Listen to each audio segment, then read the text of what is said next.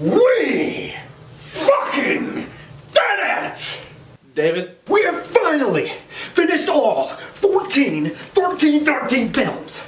Get the girls, get the champagne, get the motherfucking drugs. Cause I am not waking up until motherfucking March. Are you fucking with me? David. No. See, I know that voice, and I know that face. You're gonna try to tell me something's gonna bum me the motherfuck out, but it's not gonna work. Not this time. We have finally fucking done it. After years of fucking effort, we have finally finished it all. I am walking on motherfucking sunshine, and you are not going to stop me! David, we haven't watched the movie yet. We have not watched the... What? I said we're about to finish the series. We're sitting down to watch it right now. Why did you let me go through all that? You were really on a roll. I didn't want to be the bitch that killed your vibe. Well, thanks, I guess. Make some room. God damn it, I don't want to do this. This sucks. Look at him. He's just walking around. He's rubbing himself. He's just walking through the house. Oh, look. A bee. Who would have thought in this movie? A bee. God, now he's walking and he's just walking. He's been walking for like 20 minutes at least. Why the fuck is this happening? Why are we doing this? Everything sucks. I want to die. Oh. How the fuck did I get in here? No. What? No. What? Review? Review. Okay. We watched the movie today. 13. Giant killer bees. Oh yes, but not. That's not important. The important thing is, this is it. This is the last. This is the last one. It's the last one standing. It's the last Highlander. So It is the Highlander. I'm going to give a little bit of plot here. You have to. I do, because this one actually kind of had a plot. I know. That's why I'm like, we can skip it this time. No. We have to let them know that it exists. It doesn't mean it's good, but it exists. So 1313, Giant Killer Bees, revolves around this laboratory that's looking to restore honeybee populations because global warming and as such... Birdemic. Yeah, pretty much. And they're looking for results from this lab, which isn't producing any. So this guy comes in and he's like, hey, I'm looking to help you guys out. But he's really just looking to get the stockholders some money. So he adds these secret additives to the bee pheromones that kills them. But it doesn't. Brings them back as giant killer bees. And these giant killer bees go around stinging people. And when they sting people, they turn them into zombies. And the zombies then can go around and bite other people, which turn them into zombies. But just as our main character goes on a 10-minute long walk, I'm not fucking kidding, 10 minutes, he comes back, finds out that the entirety of the lab has been turned into zombies, and that the killer bees are actually all female drones, which all have fertilized eggs, which means that they will produce more giant killer bees. And the movie just ends as it's told in media res, where the apocalypse is happening, and the guy who represents the stockholders is like, I didn't mean for this to happen, I only wanted to help people. Cut to black. No. So, No. the strange thing about this movie is that whereas the previous movie of Haunted Frat opened with 20 minutes of fuck all, this movie opened up with actual things. It's the reverse, I told you. Stuff was happening. It was fucking crazy. I was amazed. And then after about 20 minutes, in fact, no, exactly at the 20-minute mark, yeah, they had the first 10-minute long rubbing scene. Guy just laid in 10 minutes, holy shit. And then 10-minute long shower scene. And then another 10-minute long shower. Can you get my back? Oh, hey. Could you scrub my back as long as you're back there? Oh, don't mind that I'm completely... God, what's wrong with you? Oh, no! You just, like, this is sweeting of the film. Yeah, I mean, alright, Do whatever. Oh man. Like, it's kind of strange, and everyone's always like, wow, well, why do you keep doing the movies? I'm like, well, because... We won't anymore, fuck you. We won't, we're done after this. But it's just because, like, alright, fact of the matter is, you break it down back into the building blocks like we always do, and it's just the fact of the matter is, though, I can't really judge the acting in this movie by any particular standard. There was, let's see here, there were two, like, grad student characters. There was a beekeeper. This is some kind of, like, around Bermuda Triangle type stuff. Maybe it's because it's the sciencey shit. Yeah, it definitely delved more into sci-fi than it did anything else. Not even Frankenqueen. Sci-fi. Oh yeah, actually Frankenqueen was bullshit. It had more working out than anything else. Yeah. No, it this one didn't have any working out. It did. Well, no, yeah, it didn't. It had a lot of walking. A lot of walking. Had a lot of walking. A lot of unnecessary walking. Well, let me judge my thing on acting. So there was our main character who I cannot remember, and I'm not going to bother. He was the main guy, and his whole thing was he was a double agent. He was supposed to be working with the lab people, but he was really just trying to make money. He was working with the professor, and they had to have the results in a week because ticking clock plot cliche. Point being is that whatever, who gives a shit? He was He wasn't anything great, but I can't say that any of the really terrible lines belonged to him. He had some pretty bad deliveries. There was the character. Can you guys just do like a second take? Just one more. There was the character of Lewis, who I think was actually one of the most competently acted ones. He was the main lead scientist who always spends time in the lab. It's only because he was always fully dressed. Yeah, he never stripped at all. Period. He was.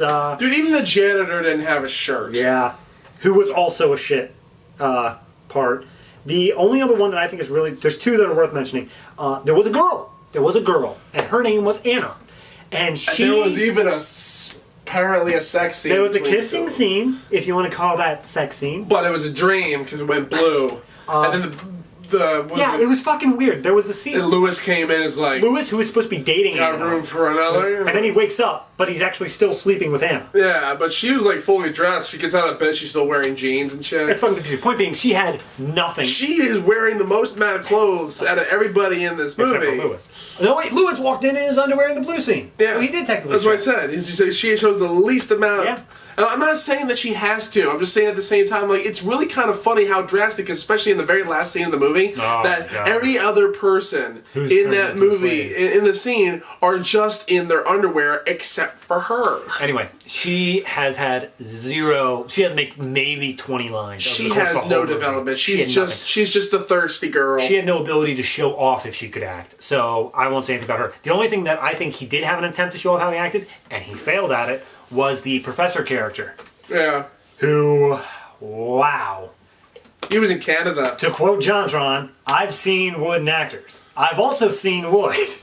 And nothing compares to Femshep over here. He was terrible. There was the one line where there's like, these things have been transformed. Get me the data. These things have been transformed into giant killer bees. My God. I'm sorry, what? God. That was your shock? That was your... Okay. That was your effort. All right. Good on you. Did you pick these guys up at like a community theater guy? I want to pick them up at like Home Depot. I've seen better acting at community theater. I've worked in community theater. I've seen better I feel like acting. this is just owing favors to family members. Maybe, I don't know. All right. Like, I said this during one of the shower scenes in one of the acting. Oh, the fact of the matter is, though, I saw the look on this actor's face, and there's only like a few shots, so you have enough time to really study it. I'm really curious to what was going through these actors' heads when they were going through this movie. Well, give up on that idea of a career. Well, that's the thing. Like, the majority of these people don't have other credits besides these few films in the 1313 saga, so... Are they fucking models? Are they actors? Are they actors/models?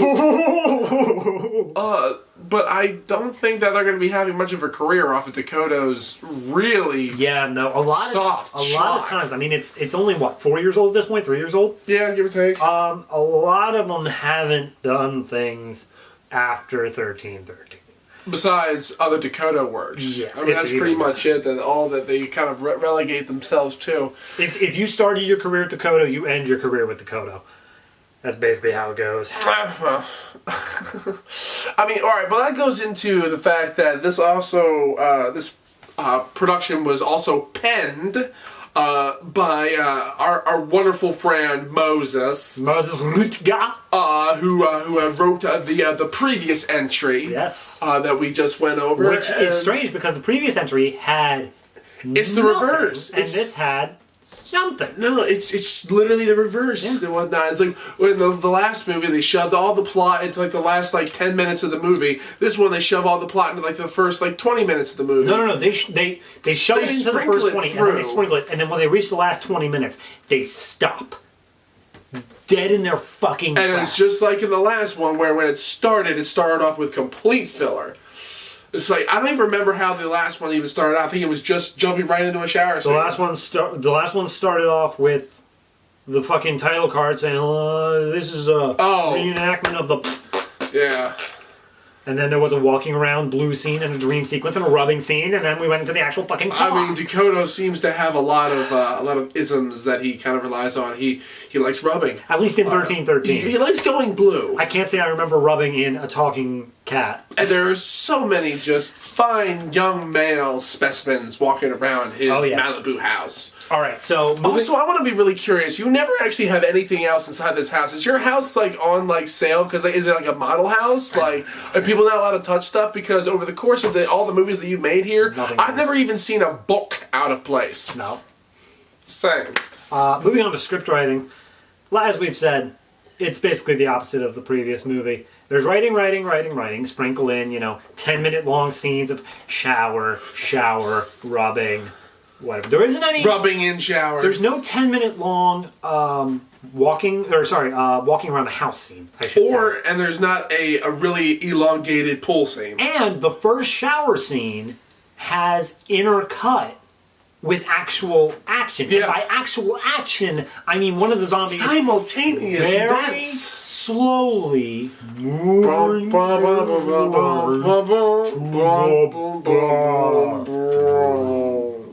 It's so fun. I played the tuba music over it.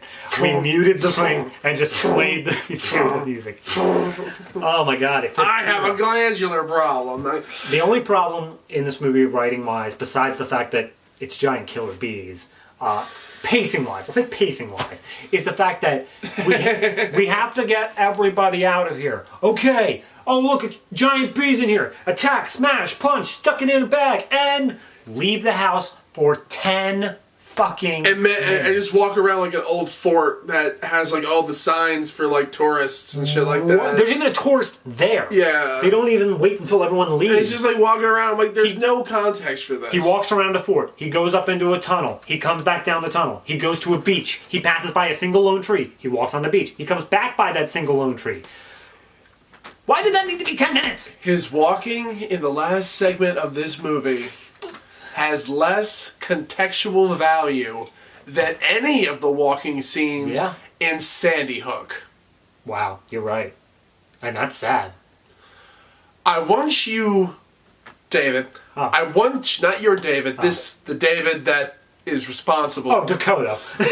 I want you to take a moment and find Mr. Creepo's Sandy Hook Lingerie Party Massacre. You probably can find it on VHS. He probably has it in his DVD collection. If you do, even better. You can pop it right back in and watch it.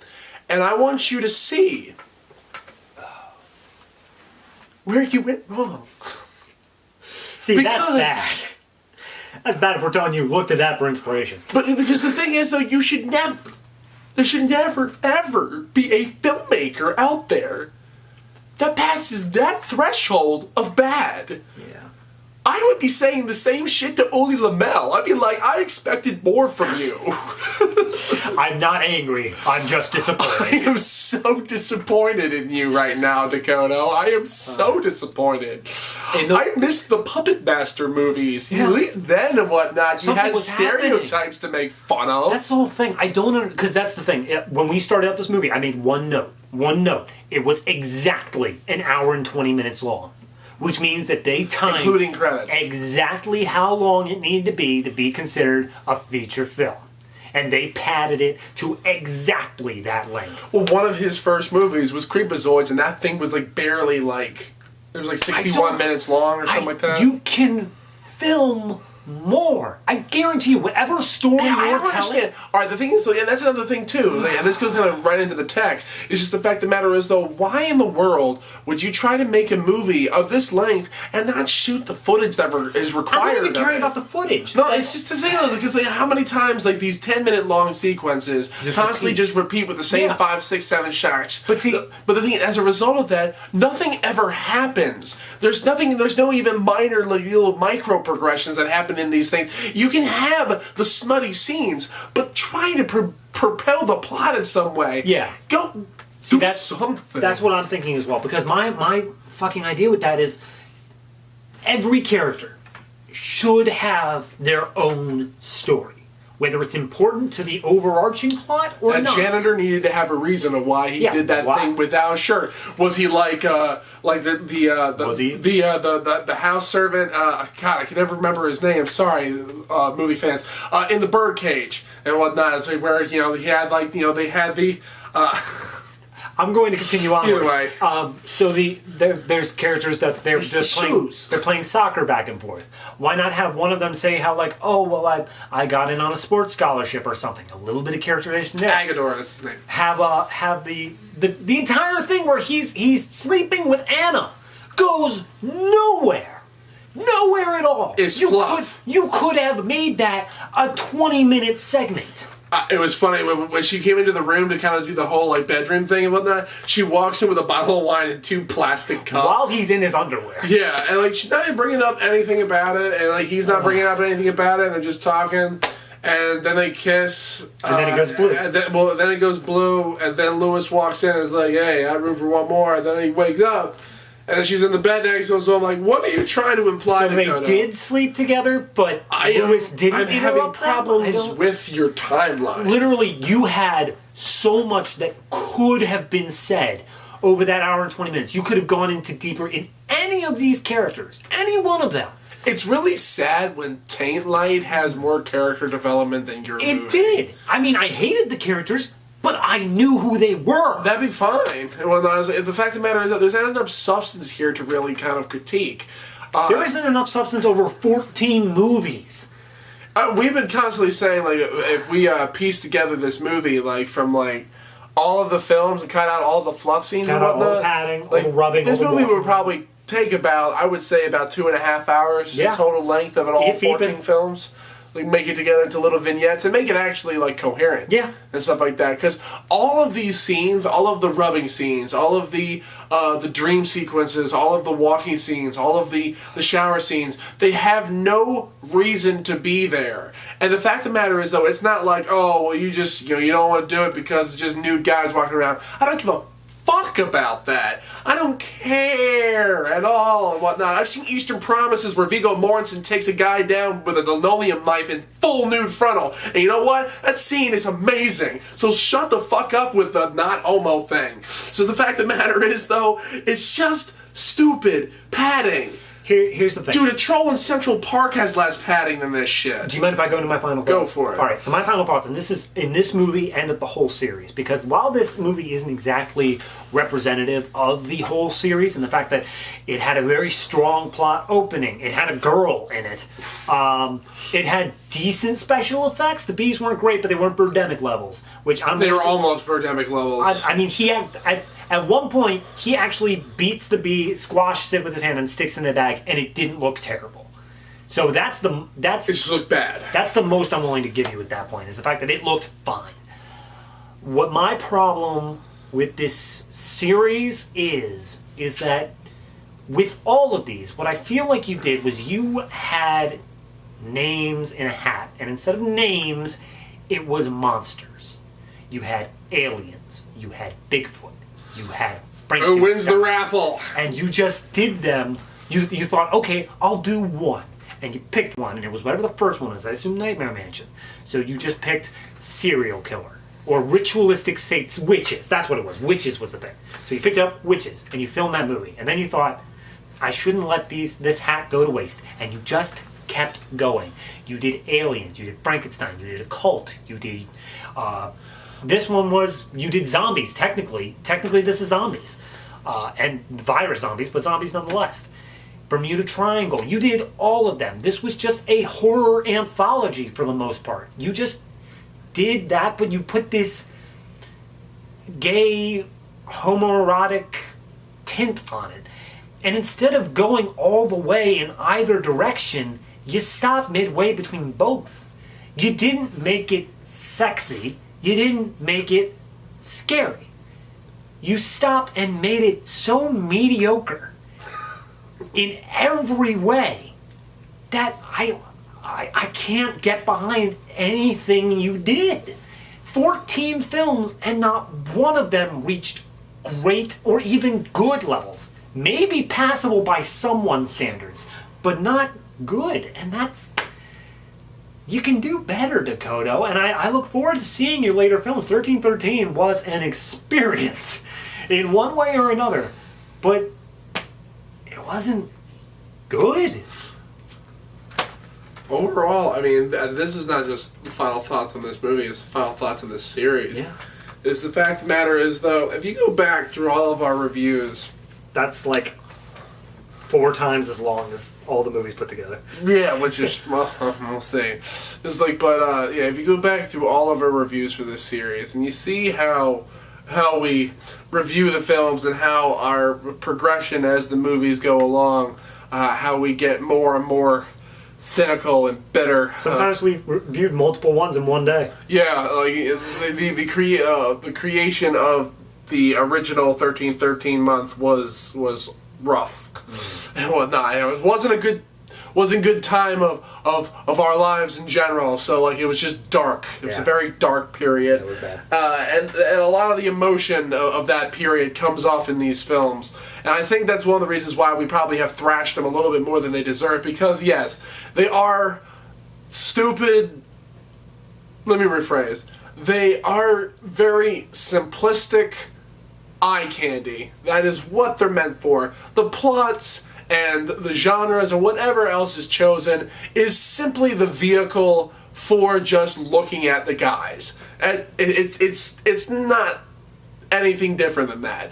And that's fine. There's plenty of movies. The majority of Roger Corman's movies are all of that. It's just, there's some action, there's some comedy, and there's some sex and whatnot. And there you go. There's a Roger Corman movie. Most of them are bad. Half of them are featured on MST3K. The fact of the matter is, though, you could have done this to make it more entertaining. Yeah. Like, the fact of the matter is, though, I always say, if you don't have the good qualities, you up the smut. Put it on a shirt. Well, the funny thing is, though, like, the actors that you have for this are not good. The majority of them aren't. You have a few of the old Scream Queens in there and all stuff like that, but obviously you only had these people for like a day because nothing is ever accomplished in these movies. Yeah. Nothing is ever. I never feel that we're going anywhere. It's just a constant state of stagnation. So overall, the fact of the matter is, though, these movies literally, like, it goes back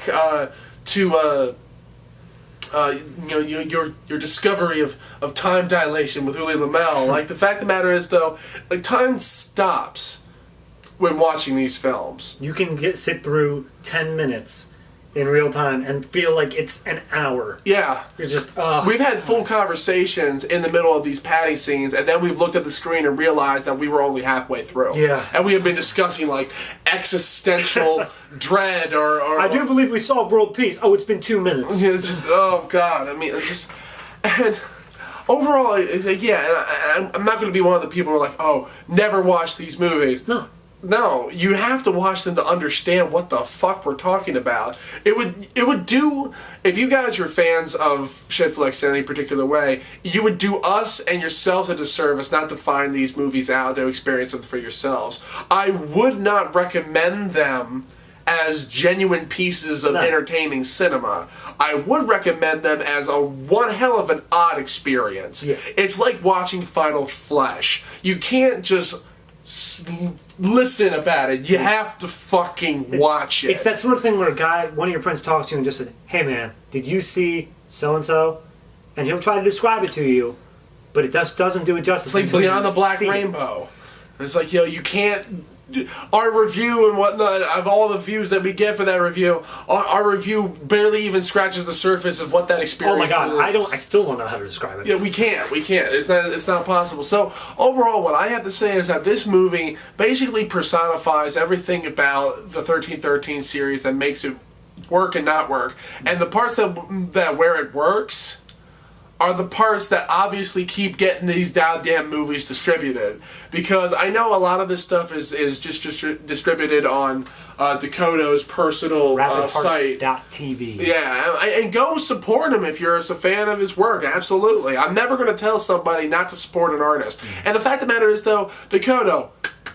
bravo, you actually have an audience for these movies. It's really fucking hard to do that. So never think that I'm actually ripping on these directors because I really, I have a deep-seated hatred for any of these people whatsoever. Same. None whatsoever. Most of these reviews, for lack of a better term, are mainly riffs. We're doing this primarily for the fact that we're putting ourselves through some kind of hysterical...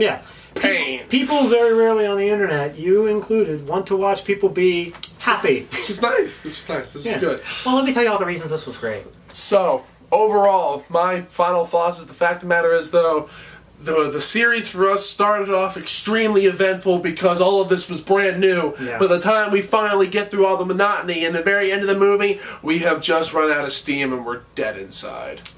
And that is 1313. Giant killer bees, and that is the 1313 saga. Series is done. It's weird. When we wrapped up with Actor/Model, that was all the ones that were on Netflix at the time. So that's what we thought we ever had to do. But we knew there was more. Yeah. So it wasn't really a final ending. Because during that time, we were just like pure just Netflix movies. But now, this is final. Even if we wanted to do more 1313, we can't. So it's done. I feel kind of hollow inside. Yeah, I thought. Empty. I thought I'd be happier, like at the beginning of the review. I thought that'd be, but no, it's done. I think I'm gonna go for a walk. Yeah, I'll come on.